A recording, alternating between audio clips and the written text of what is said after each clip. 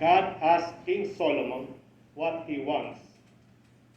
And King Solomon said, wisdom.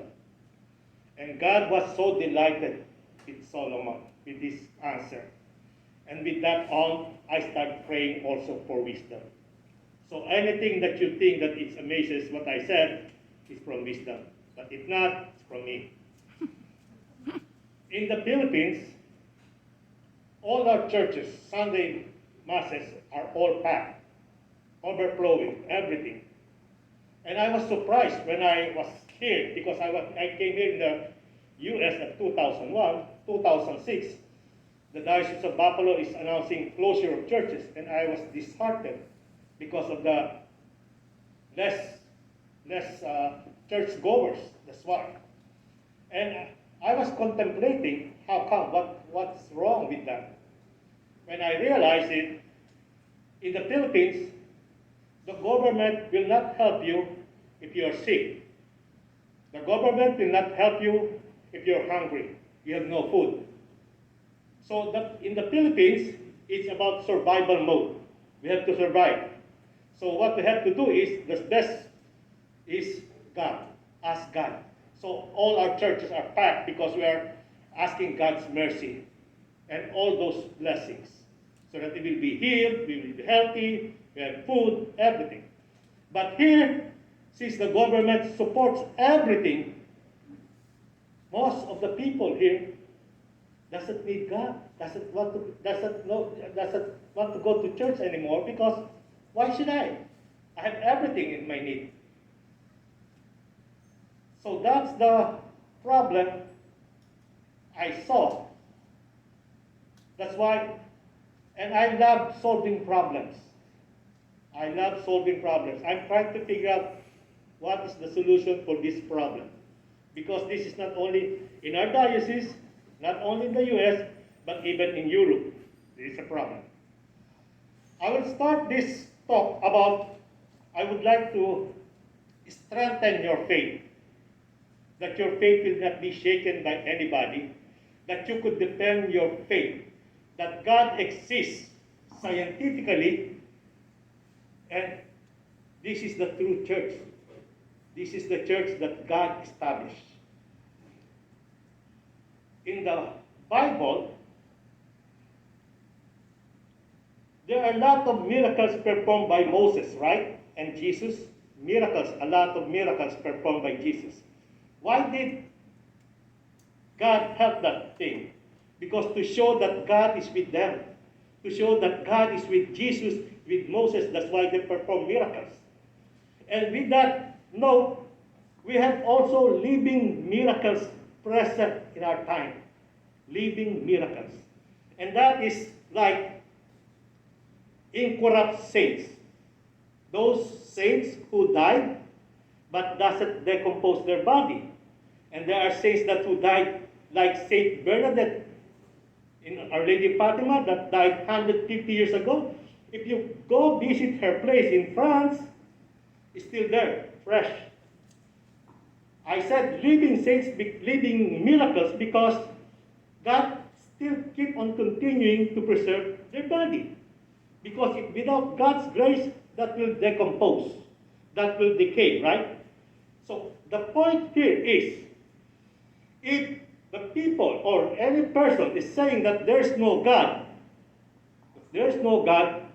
then they could prove it by replicating those miracles. If they could not replicate, if you cannot preserve a dead body for so many years, then there's God. But, right? Because if you cannot do it, because all those things, the living miracles we have, those incorrupt saints, are all, it's only God could do it.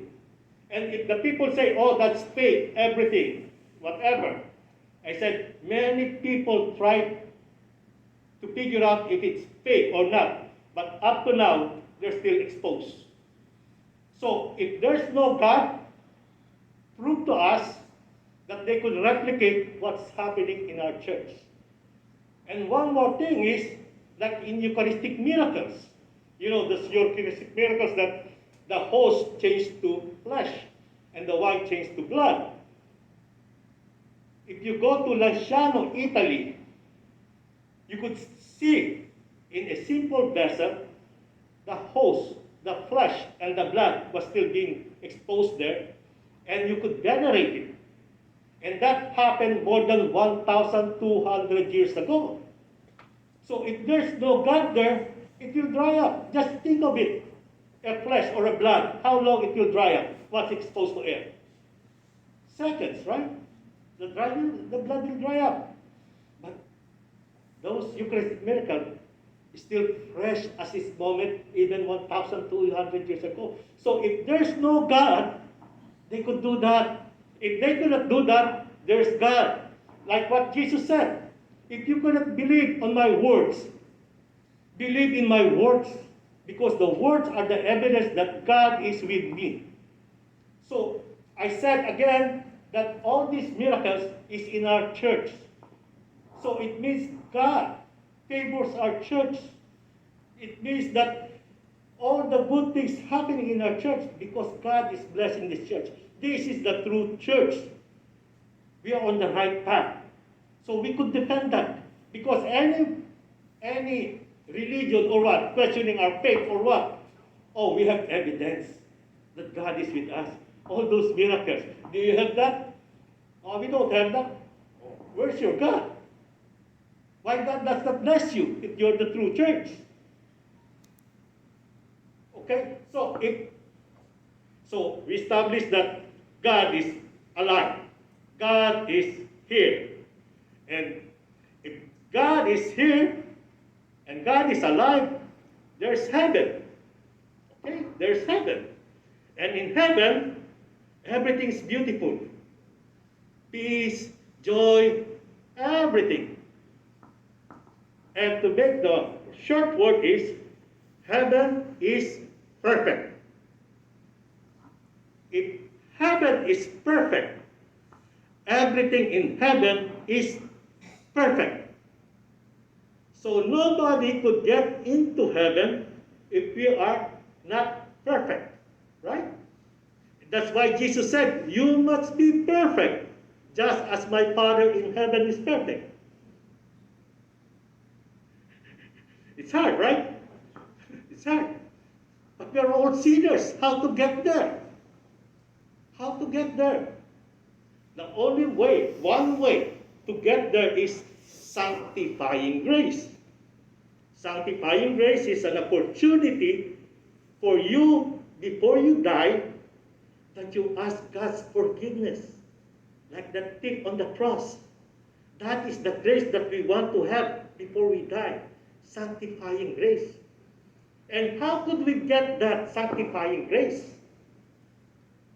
To get that is, for me, one way is what Father said, what Jesus said, love God with all your heart, with all your soul, with all your mind, with all your strength. If you're doing that continuously every moment of your life, you'll have sanctifying grace because you're trying your best to love God. And that's how God measures us. Are you trying? So that's the way that to want to go straight to heaven, you need sanctifying grace. And I prepared a prayer so that it will help us to be closer to God. In my journey in Christ, I observed that God answers our prayers by the letters. What does it mean? It means that what you ask is what you get. What you did not ask, you will not get it. Example. I'll give you example. I have a cousin. We are talking over the phone, and she's complaining about, oh, I'm praying to God to win a lotto, right? Mega million or something like that. And for 20 years, he didn't answer my prayer. She's praying for it. And I said, you are playing it. Yes, I'm playing.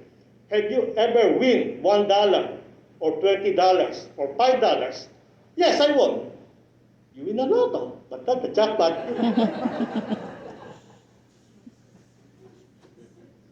Think about some of your prayers that what happened. Maybe it could relate. So that's how I construct my prayer. I have to be careful. There's a story. How did that prayer arrive? History. Because the prayer there is, the first prayer is, Lord, give me all necessary grace to be holy. What does it mean? It means that you're asking God to all the graces you need. Say, you are busy, you are half-hearted, you don't believe God that much, everything, but you're asking God to give you all the graces you need to be holy. I think if you come short to holiness, for me, it's not your problem. Because God can come short to your problem, to the graces. So you are excused, I think, when you pray, Lord, give me all necessary grace. Because God will help you. So this is the story, how this thing come up. In 2008, my eldest child, my daughter, is in first year college in Rochester. And at the end of the semester, first semester, she was crying to me because even though how hard she studied her subjects, everything, how she prepares it, she comes short of the grades. She could not make it, I said. And I asked her, are you praying what I asked you to pray? Yes. So what? The prayer is, Lord, teach me and help me to study. And we hung up and I said, just hold on, everything, let's figure it out. And I was thinking, what went wrong? Because all the things that's happening in your life, God has a good reason for everything. Believe me, if you will ask Him, God will respond. Not immediately, but it will respond. And once you realize it, once God answers it, you find joy. It's a blessing. Even though how hurtful you experience it, once God speaks to you, you will love why God let that thing happen. So I was thinking about that, and I was thinking, and it came to my mind. My daughter told me before that some of her classmates are gifted because some are accepted in Ivy League school. With that thought, oh, now I know what's the problem. My daughter is not gifted. She's above average, but she's driven. So if you come to think of this prayer, even if God teaches her, help her to study, if your knowledge is only here, that's it, that's the ceiling. So now I try to figure out what is the best prayer to do that. So when I realized, okay, now I know the prayer, I called my daughter and I said, we have to change the prayer. Write it down. The prayer will be, Lord, give me all necessary grace to be excellent and successful person. Beautiful, right? Excellent. Perfect, right? Let's see. So, at the end of the second semester, after one semester, at the end of second semester, summer, we received a letter from the university that my daughter was in this list. She's already in this list. Hallelujah. Thank God. So she graduated as a chemical engineer with distinction. Okay? Now, so she's blessed, everything, because all necessary grace to be excellent, successful, right? So she worked in a paper industry in Saratoga. Since she's a chemical engineer in the process. And one of that process has a problem that she wants to solve. Production problem. And all her peers, her boss, advised her, you cannot solve that because many of us already tried to solve that. It's been years of that problem. Even the manufacturer of that machine could not solve it. And even our competitor has the same problem. They could not solve it. My daughter, by the grace of God, solved the problem. Successful. Excellent, right? She was sent to Sweden, where the manufacturer of the machine is based. She came back, driving back to her place. She got car accident. She's okay. She hit a deer. Okay. Back to my drawing board. I was contemplating what went happen, what went wrong. And I realized my prayer that I suggested is short, because the prayer is only successful and excellent, right? Safety? No. Health? No. Joy? No. Because I learned that once she goes home, because she lived by herself, it's so lonely. So even you're successful in life, it's not guaranteed that you'll be also joy or happy. So revise again the prayer.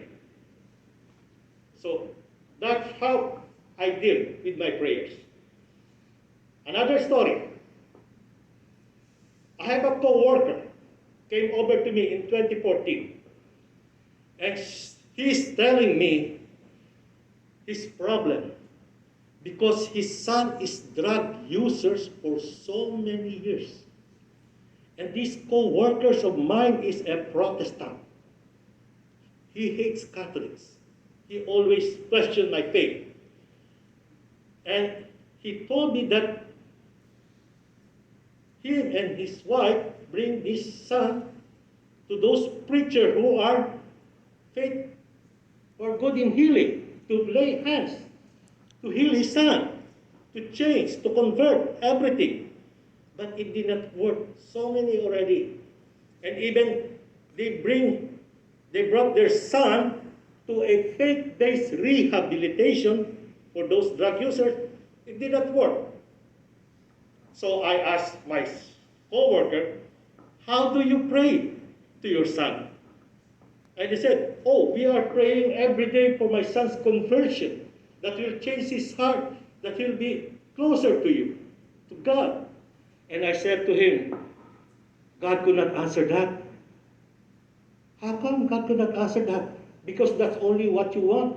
That's not what your son wants. And remember, God respects the free will of your son. Remember? Free will of your son. God, your son doesn't want that. No. You only. That's why also maybe St. Monica was prayed, answered for 30 years because of that problem also. Because you're praying for the conversion of your child, and it won't happen. And my friend said, how we will do this? Let's think. When I come up with a solution, I said, okay. I gave him these papers, like this. And I said, since Christmas is approaching,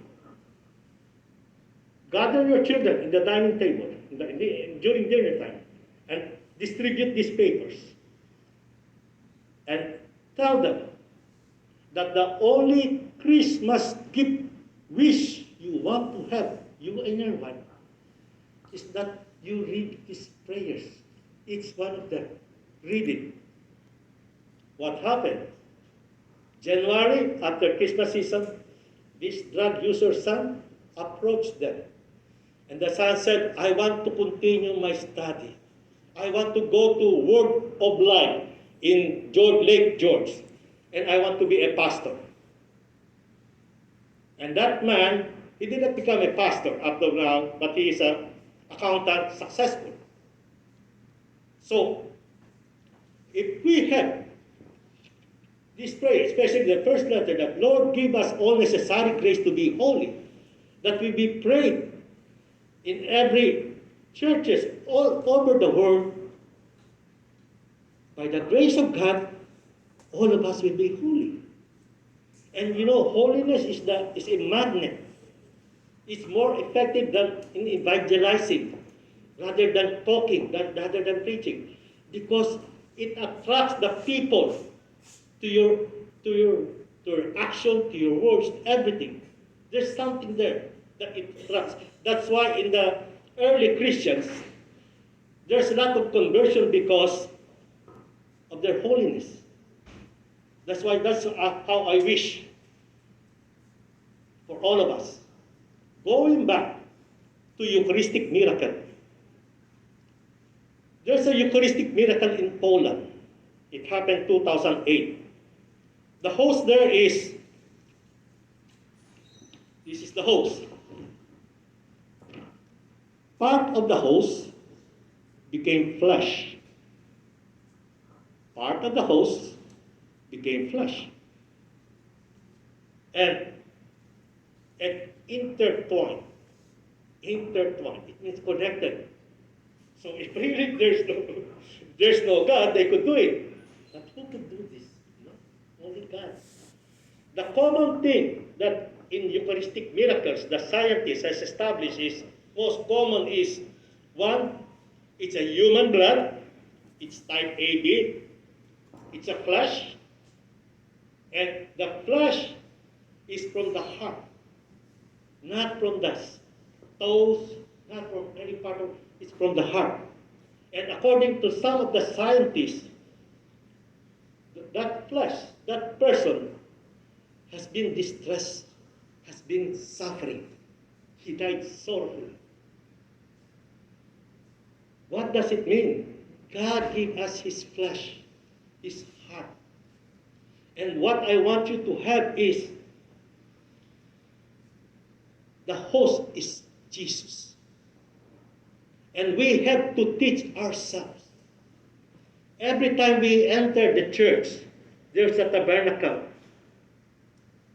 And that inside the tabernacle is Jesus. How will you give reverence to him?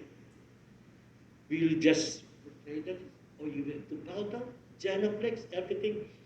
How will you show you love God? Always think about it.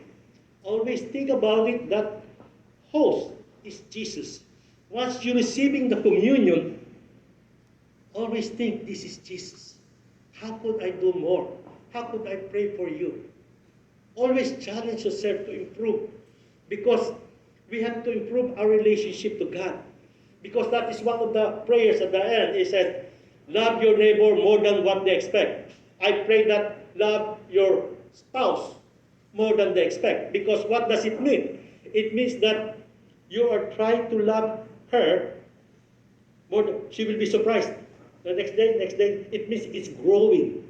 And this is same with growing to God, closer to God. We should grow. It should not be stagnant. We should be improving our prayer life.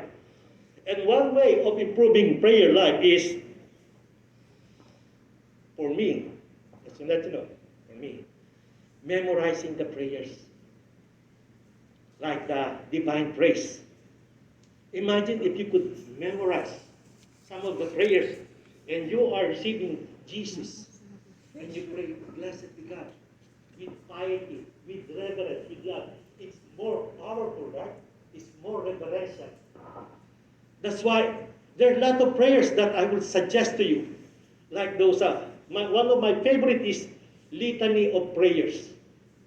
Because in Litany of Prayers, because in prayer we should praise him, worship him.